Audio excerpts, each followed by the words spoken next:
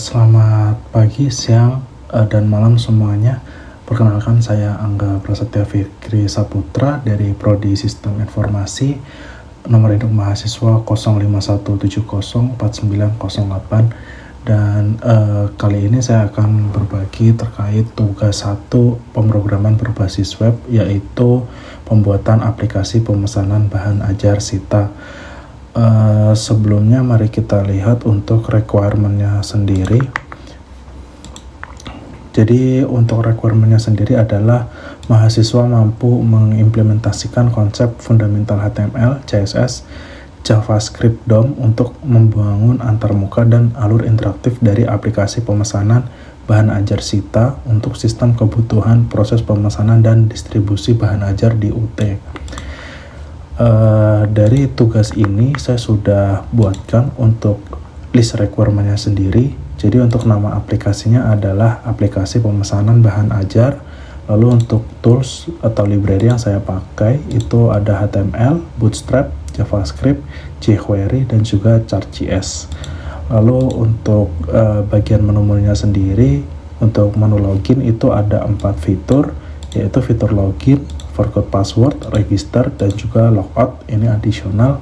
Dan untuk fitur login-nya sendiri, detailnya adalah jika salah atau tidak sesuai, terdapat pop-up atau alert yang berisi bahwa email atau password yang Anda masukkan salah. Lalu untuk yang fitur forgot password, di sini requirement-nya adalah terdapat tombol lupa password dan daftar yang dimunculkan dalam bentuk modal box atau pop-up. Lalu untuk fitur register sama, dan untuk fitur logout-nya tidak ada detailnya karena ini additional. Untuk itu kita langsung coba saja di menu login-nya. Jadi ini adalah portal utama atau menu login, dan di sini coba kita masukkan salah satu usernya.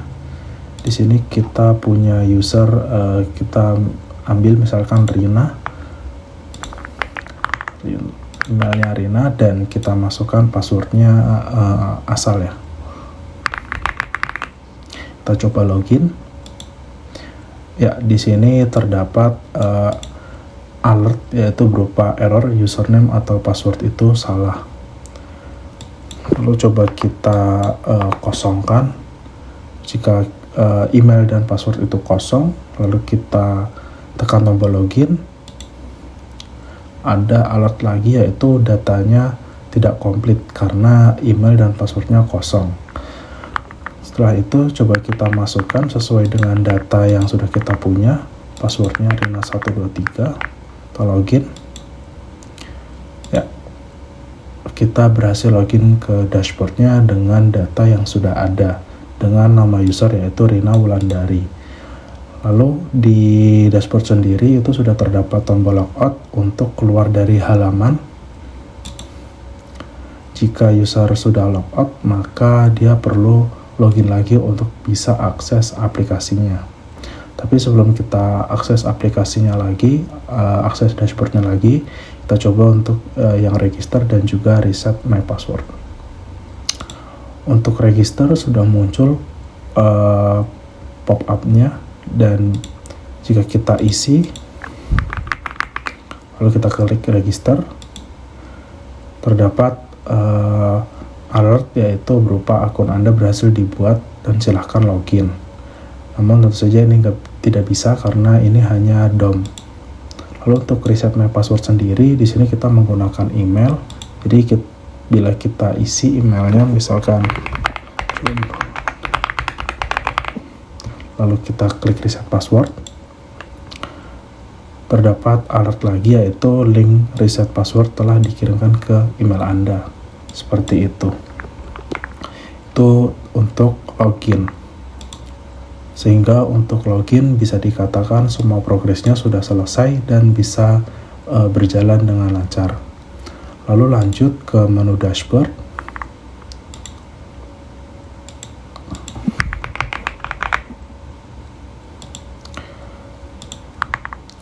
Untuk menu dashboard sendiri, yang nomor 1 itu adalah informasi bahan ajar, itu berupa list. Jadi kita bisa dari dashboard, kita bisa langsung redirect ke informasi bahan ajar. Nah, di sini sudah muncul bahan-bahan ajar yang sesuai data. Ada 5 bahan ajar. Dan di sini ada juga menu untuk menambah bahan ajar. Kita coba untuk menambah bahan ajar. Matkulnya ini Sistem Informasi Manajemen, edisi 1, jenisnya BMP, kode alokasinya AA, stoknya misalkan 100, dan URL-nya kita kosongin. Kita simpan. Ya, sudah berhasil tersimpan. Lalu coba kita tambah lagi. Isi 3, jenis BMP, stoknya 2. Kita klik simpan. Maka di sini muncul gambarnya Sistem Informasi Manajemen, sehingga datanya sudah bisa tertambah di row selanjutnya. Jadi bisa kita simpulkan bahwa menu ini selesai. Lalu untuk tracking pengiriman bisa diakses melalui dashboard, ada di sini. Untuk tracking pengiriman sendiri, dia terdapat validasi. Jadi apabila inputannya kosong, lalu kita klik tombol cari, maka ada alert bahwa nomor DO-nya kosong. Sedangkan jika kita isi asal-asalan, kita klik cari, maka muncul juga alert berupa nomor DO salah atau tidak ditemukan. Lalu jika kita coba untuk pakai nomor DO yang sudah ada, dan kita klik cari, ya, di sini terdapat datanya, dan ini sesuai dengan data yang ada di data tracking. Jadi untuk nomor DO-nya sendiri ini sudah sama, dan namanya Rina Wulandari. Lalu statusnya dalam perjalanan, ekspedisinya JNE, tanggal kirimnya 25 Agustus 2025, ID paketnya ini totalnya 180.000, dan untuk progresnya sendiri ini sama, ada 3 progres, dan progres terakhir itu diteruskan ke kantor Jakarta Selatan yang ini, seperti itu. Dan untuk fitur cari status paket ini sendiri, logiknya adalah dari dashboard. Di sini kita punya sebuah inputan. Ini dia memiliki ID track DO dan ada button cari yang hijau ini. Jadi ketika button itu diklik, dia akan men-trigger function search data, dimana function search data ini nantinya dia akan memvalidasi dan mencari apakah ada DO dengan nomor tersebut, dan ini akan mengarah ke function yang ada di script.js di sini. Jadi di sini ada function untuk mengambil atau mencari DO sesuai yang kita inputkan. Jadi apabila DO numbernya kosong, maka kita akan mengembalikan nilai error dan nomor DO-nya kosong. Lalu untuk resultnya kita cari data yang memiliki indeksnya sama dengan DO number yang diinputkan tadi. Dan jika sukses, datanya nanti akan dilempar ke front end, dan setelah di front end nantinya akan diproses oleh JavaScript, dan nanti akan ditambahkan ke detail masing-masing kolomnya. Di sini kita punya kolom search data perjalanan paket, data mahasiswa, ID paket, status, ekspedisi, total, dan tanggal. Nantinya dia akan mengganti semua nilai yang ada di sini, sehingga nantinya akan muncul seperti ini. Itu untuk cari status paket. Lalu selanjutnya untuk laporan di detailnya ada 2, yaitu monitoring progres pemesanan bahan ajar. Untuk laporannya seperti ini, saya sediakan chart dan juga tabelnya.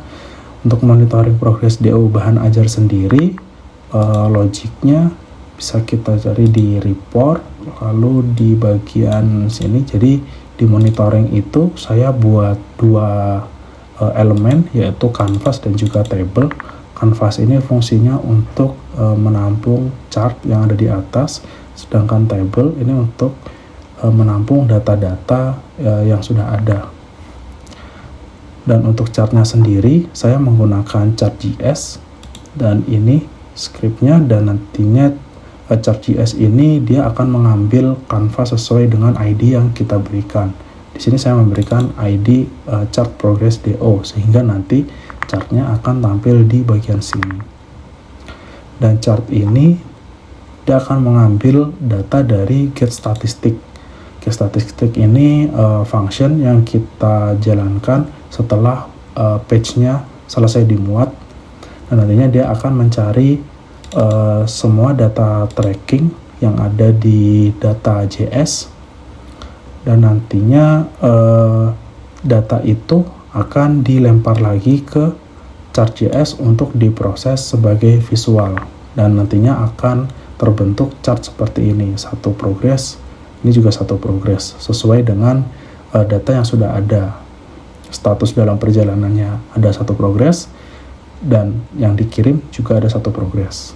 Itu untuk monitoring progress DO bahan ajar, sehingga bisa disimpulkan untuk monitoring ini, untuk fitur ini sudah selesai. Lalu untuk fitur satunya lagi, rekap bahan ajar. Di sini rekap bahan ajar saya berikan hanya chart saja, karena di sini fungsinya untuk mengetahui buku mana atau modul mana yang stoknya sudah menipis dan kurang dari standar. Jadi hampir sama dengan monitoring DO. Di rekap bahan ajar sendiri, saya membuat canvas lagi untuk chartnya, dan kita berikan ID chart rekap bahan ajar. Jadi ID ini kita gunakan untuk menampilkan chart dari chart.js. Untuk scriptnya yaitu ini, jadi dia akan mengambil elemen berdasarkan ID, yaitu ID-nya yang kita buat tadi, yaitu chart rekap bahan ajar. Dan di sini dia akan mengambil datanya dari function get statistic for rekap bahan ajar. Di sini dia akan mengambil semua data bahan ajar yang sudah ada dan dilemparkan lagi ke chart.js untuk ditampilkan sebagai visual chart. Sehingga untuk fitur ini bisa kita katakan sudah selesai.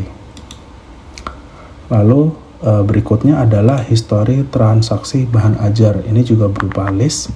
Jadi jika kita history itu, kita bisa ke history. Nah, di sini ada history transaksi. History transaksi ini saya buat berdasarkan user yang login. Jadi jika kita lihat di data mentahnya di data.js, data tracking itu hanya ada namanya dari Rina Wulandari dan juga Agus Pranoto, dan kebetulan kita saat ini login sebagai Agus Pranoto. Kita coba login menggunakan user lain. Ya, jika kita menggunakan user lain, seharusnya tidak ada history yang muncul di user tersebut. Sekarang kita login menggunakan user admin Sita. Kita klik history, dan historinya tidak ada karena user admin Sita tidak pernah memesan bahan ajar apapun. Kita coba menggunakan user Rina Wulandari.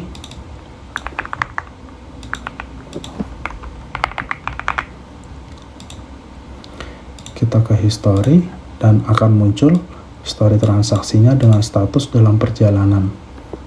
Jadi fitur ini juga sudah jalan. Dan untuk logiknya sendiri, history ini saya menyimpan ID dari user tersebut. ID itu bisa kita lihat di data pengguna. Data pengguna itu masing-masing mempunyai ID, dan ketika user itu login, ID itu saya simpan di local storage sebagai penanda bahwa user yang login adalah user A atau B atau C. Jadi ketika user itu sudah login, nantinya ID-nya akan tersimpan di local storage, dan ketika saya ingin mengambil data tersebut, saya tinggal mengambil di local storage-nya dengan cara ini, local storage get item, namanya adalah ID, dan di sini ada validasi apakah ID ini ada. Jika ya, dia akan meneruskan proses, jika tidak, dia akan dilemparkan ke halaman login untuk login terlebih dahulu. Dan jika yes, ini nantinya dia akan mengambil history transaction. Ini ada di script.js. Jadi dari get history transaction ini kita akan lemparkan parameter berupa nama. Jadi di sini bisa dilihat bahwa sebelumnya kita mengambil dulu user detailnya. Jadi user detailnya ini kita lempar parameter berupa ID-nya. Jadi dari get user detail ini dia akan mengambil ID sesuai dengan yang login, lalu akan melemparkan detail berupa nama dan juga role, lokasi, dan lain-lainnya juga. Begitu kita sudah mendapatkan itu semua, kita akan gunakan nama karena di data history itu yang sama adalah nama. Jadi kita akan gunakan itu untuk mencari history sesuai dengan masing-masing penggunanya. Jadi di sini kita lemparkan nama, lalu di get history transaction-nya ini kita looping masing-masing untuk lakukan pengecekan. Jadi apabila nama yang ada di history itu sama dengan nama yang login, maka datanya akan dikeluarkan dan akan dikembalikan ke front end. Setelah data kembali ke front end, nantinya data itu akan ditambahkan ke table sehingga akan menjadi seperti ini. Dan kesimpulannya untuk fitur ini sudah selesai. Lalu lanjut nomor 5, yaitu adalah greetings. Greetings ini saya bagi kategorinya menjadi pagi, siang, sore, malam berdasarkan local time-nya. Dan untuk greeting sendiri saya letakkannya di dashboard. Dan untuk logiknya seperti ini. Jadi ada satu function yang dipanggil otomatis ketika user mengakses dashboard. Dan di sini saya menggunakan function kelas dari JavaScript yaitu date, dan saya mengambil jamnya. Jadi jika user itu mengakses dashboard dari jam 4 sampai dengan jam 9, itu akan muncul greeting selamat pagi. Sedangkan jika user itu login di antara jam 10 sampai jam 3 sore, itu greetingnya selamat siang. Lalu di jam 4 sore sampai jam 6 sore itu selamat sore, dan sisanya malam. Seperti saat ini saya membuat video ini di jam 11 malam, sehingga greetingnya adalah selamat malam, dan ini telah sesuai dengan local time kita, sehingga fitur ini juga sudah selesai. Lalu untuk fitur nomor 6, search berdasarkan nomor DO, tadi sudah saya demokan. Untuk search, ketika kita klik cari, maka akan muncul data history sesuai dengan yang sudah ada. Dan di sini requirement-nya adalah menampilkan nama mahasiswa, status pengiriman, detail ekspedisi, tanggal kirim, jenis paket, total pembayaran. Dan semuanya sudah ada, mulai dari nama, status paket atau perjalanan paket, dan lalu ada detail ekspedisi, tanggal kirim, jenis paket, dan total pembayaran. Dan ini semuanya sudah mencakup ekspedisi, terus statusnya, ID paket, dan totalnya. Sehingga fitur ini juga sudah selesai. Lalu kita menuju ke menu selanjutnya, yaitu menu stok. Menu stok ini ada di informasi bahan ajar seperti ini, dan tadi sudah saya demokan juga terkait menambahkan baris stok baru menggunakan JavaScript DOM, dan sudah berjalan, yang artinya semuanya sudah selesai. Sehingga bisa saya simpulkan bahwa aplikasi ini telah berjalan sesuai dengan requirement yang diminta, dan juga semua progresnya sudah terlaksana dengan baik. Mungkin dari saya cukup. Terima kasih, selamat malam.